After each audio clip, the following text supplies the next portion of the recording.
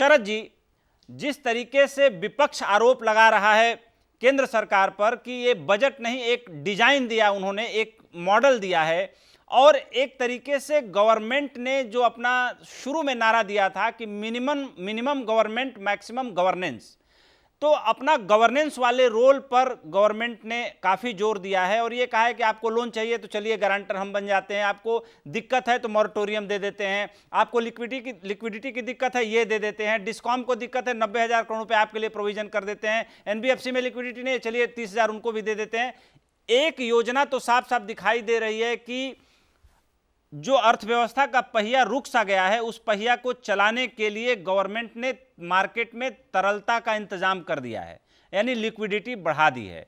लेकिन साथ ही साथ दूसरा सवाल यह है कि जो इमीडिएटली मजदूरों को और गरीब किसानों को, जो कहीं ना कहीं जिनकी फसल बाजार तक पहुंची नहीं पाई, जिनका उत्पादन बाजार तक पहुंची नहीं पाया, वो भयंकर घाटे में है, उनके जेब में जो कुछ फौरी पैसा पहुंचना चाहिए था, जैसा कांग्रेस कह रही थी कि 7,500 रुपए कम से कम उनके पॉकेट तक मिनिमम पहुंचा दीजिए, तो 7,500 रुपया तो सरकार ने इमीडिएट पहुंचाने का प्रबंध तो नहीं किया, लेकिन एक व्यापक प्रबंध किया है। उसमें ये जो दो वर्ग है, असंगठित क्षेत्र के मजदूर और जो गरीब किसान और जो अत्यंत गरीब लोग, उनको मदद कैसे मिलती हुई दिख रही है, आप एक अर्थशास्त्री के नजरिए से बताएं। हुआ है उपेंद्र, उसमें से अगर हम काम की चीजें लें तो one nation one ration card अच्छा है, क्योंकि जो लोग अपने गांव छोड़ के शहर में आए हुए हैं वो वहां से राशन ले सकते हैं, उनका परिवार वहां पर है, यहाँ वो प्रोपोर्शन में ले सकते हैं जी। उसके अलावा हम जो असंगठित क्षेत्र के लिए सोशल सिक्योरिटी का प्रावधान किया गया, बहुत अच्छा है। उसके अलावा मनरेगा में बहुत लोगों को जोड़ा गया है, ये अच्छा है, वो भी ठीक है। शेल्टर्स बनाए जाने की योजना, डिजास्टर जो स्टेट का डिजास्टर रिसोर्स होता है वहां से किया गया, वो अच्छा है। अनाज बांटने का अच्छा है। परंतु मेरा एक बात मैं जरूर कहूंगा शाहनवाज जी से, आज के 20 लाख करोड़ पैकेज की जब अनाउंसमेंट की गई थी तो लोगों के मन में, मीडिया को भी, जितने भी लोग हैं उनके मन में ये बात आई कि भाई 20 लाख करोड़ सरकार खर्च करे। मतलब 20 लाख करोड़ खर्च करने का मतलब है, देखिए अगर मैं आज सारा समय में हस्तक्षेप के दर्शकों को सरल भाषा में समझाऊं, एक बैलेंस शीट होती है, प्रॉफिट एंड लॉस होता है। बैलेंस शीट में आप लायबिलिटी खड़ी करते हैं, प्रॉफिट एंड लॉस में जो कॉमर्स के स्टूडेंट हैं वो समझेंगे उसमें खर्च करते हैं। तो लोगों को लगा कि 20 लाख करोड़ का खर्च होगा, पर ये जो सारा रोड मैप बना है ये ज्यादातर लोन के माध्यम से, क्रेडिट के माध्यम से बना है। जब अनाउंसमेंट हुई थी आरबीआई से अगर हम शुरू करें और आज हम किसान क्रेडिट कार्ड तक आ जाए, मैं उस जमाने से, आज से 1-1.5 महीने पहले से और आज तक आ रहा हूं, तो ज्यादातर इसमें लोन का प्रावधान है। मुझे लग रहा है उपेंद्र के सरकार को पहले ही दिन जब निर्मला सीतारमण जी आई थी तो ये स्पष्ट करना चाहिए था कि इस 20 लाख करोड़ में से ये हम खर्च करेंगे। मैं जोर दे रहा हूं उस बात पे, खर्च कुछ और होता है, लोन देना। देखिए आपने लोन दिया मान लीजिए 1 लाख रुपए का, मैं मानता हूं उसमें 25% एनपीए हो गए तो 75,000 तो आपके पास वापस आ गया ना, तो लोन तो मुड़ के वापस आ जाएगा। तो ये स्पष्ट कर देना चाहिए था कि ये लोन है और ये हम खर्च करेंगे। लोन में अब इसमें होता क्या है कि लोन, अगर सारा देश कर्ज के नीचे दब जाएगा, रेहड़ी वालों से लेके, किसानों से लेके, मजदूरों से लेके सब लोग अगर कर्ज के नीचे आएंगे तो वो आत्महत्या जैसी समस्या को जन्म देता है। क्योंकि आप जब कर्ज, फिर उसमें क्या होता है, उसमें इलेक्शन होते हैं, राजनीति आती है, अब लोन माफी करी जाए या एनपीए बन जाएंगे वो, क्योंकि वो लोग इस हालात में वापस कर पाएंगे या नहीं कर पाएंगे, ये एक प्रश्न चिन्ह है। अब उसमें एनपीए बनेंगे, वो लोन वापस नहीं आएंगे, फिर उससे राजनीति शुरू होती है कि अब उसको इलेक्शन का इशू बना के कि अब इसको लोन माफी कर देते हैं, इतना लोन खड़ा था, देखिए हमने सबका लोन माफ कर दिया। और उसको करने से पहले बहुत सारी और सोशल समस्याएं खड़ी हो जाती हैं।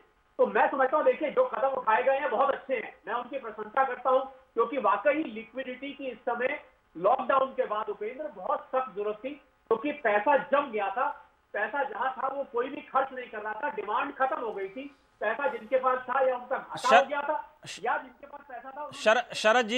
शरद जी एक सवाल आपसे ले रहा हूं। शरद जी मेरा सवाल यह है, एक सवाल मैं ले रहा हूं आपसे कि आपको नहीं लगता कि बजट का 10% प्रोविजन करना इस सरकार के लिए तो इम्पॉसिबल सी बात है, क्योंकि खर्च और लोन या टोटलिटी में जो 20 लाख करोड़ का पैकेज देने की बात की गई है, जो विपक्ष कुछ मुद्दे उठा रहा है, विपक्ष के भी कुछ मुद्दे अपनी जगह जायज हैं। आपको नहीं लगता कि सरकार के पास कहीं ना कहीं पैसे की भी कमी है? ऐसे में कांग्रेस पार्टी की ओर से एक सुझाव आया है कि मंदिरों में $1 ट्रिलियन से ज्यादा कीमत का सोना रखा हुआ है, सरकार उस रखे हुए धन का उपयोग क्यों नहीं करती, विकास के काम में उस गड़े हुए धन का इस्तेमाल क्यों नहीं करती, उस पैसे को क्यों नहीं चलाती? और ऐसा ही सुझाव हमारे यहां अखिल अर्थशास्त्री अखिल स्वामी जी ने हमारे शो में सबसे पहले यह सुझाव प्रधानमंत्री को दिया था। आज कल कांग्रेस पार्टी के नेता पृथ्वीराज चौहान ने अपने ट्विटर के जरिए यह सुझाव दिया है और बोला है कि वर्ल्ड गोल्ड काउंसिल के आंकड़े के मुताबिक $1 ट्रिलियन से ज्यादा का सोना मंदिरों के पास रखा हुआ है। देखिए, सरकार के पास उपेंद्र 3 विकल्प हैं पैसा जुटाने का। आपने बहुत बढ़िया सवाल पूछा है। पहला विकल्प है कि जो तेल के आयात से पैसा बचा है, $75 से तेल $20 $25 पे आ गया। मेरे हिसाब से 5 से 6 लाख करोड़ मेरा अपना आकलन है, उससे बचता है इंपोर्ट बिल, क्योंकि 85% हम निर्भर हैं। दूसरा आप बोरोइंग्स कर सकते हैं। ठीक है, बोरोइंग बहुत ज्यादा नहीं कर सकते, आप देश को कर्ज के नीचे नहीं डुबो सकते, पर फिर भी बोरोइंग करी जा सकती है। और तीसरा, टैक्सेस आप इस समय नए लगा सकते हैं। परंतु जो अमेरिका जैसे देशों ने किया है और इस समय अर्थशास्त्र की दृष्टि से वो बहुत सेफ है कि आप नोट छाप सकते हैं, हेलीकॉप्टर मनी जिसको कहते हैं, आप प्रिंटिंग ऑफ नोट कर सकते हैं। ऐसे में इन्फ्लेशन होने का डर बहुत कम होता है, क्योंकि डिमांड मार्केट में नहीं है। तो ये 3-4 स्रोत सरकार के पास हैं, पर मैं मानता हूं फिर भी कि सरकार को चाहिए क्या कि कॉम्बिनेशन बनाइए। जो क्रेडिट स्कीम्स हैं बहुत सारी निकाली हैं, चाहे क्रेडिट गारंटी स्कीम है, चाहे किसान क्रेडिट कार्ड है, जितनी भी क्रेडिट एमएसएमई के लिए हैं, इसके साथ साथ कुछ पैसा सीधा लोगों के बैंक अकाउंट में भी कह रहा हूं मैं, साथ में खाली नहीं कह रहा हूं, क्योंकि वो पैसा बहुत ज्यादा दिन तक चलता नहीं है, साथ में डालना चाहिए।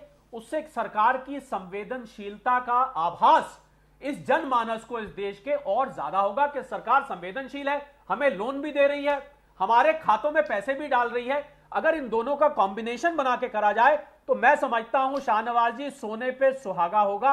अभी भी अगर इस पे विचार किया जा सकता है तो अवश्य करे जाना चाहिए, वरना इसकी जो कल्पना करी जा रही है, इसको जिस पक्ष में लिया जा रहा है, उनको लग रहा है कि खाली लोन देने की गारंटी, लोन का मेला लगाया जा रहा है। लोन तो हम नहीं चाहते कि बाकी का सारा देश लोन के नीचे दब जाए और फिर कल को आत्महत्या जैसी समस्याएं खड़ी हो जाएं, लोन वापसी ना करने पे, या एनपीए खड़े हो जाएं और फिर उसमें राजनीति हो, इलेक्शन का इशू बने, लोन माफी की जाए। ये मैं आपको सलाह देना चाहता हूं एक अर्थशास्त्री होने के नाते।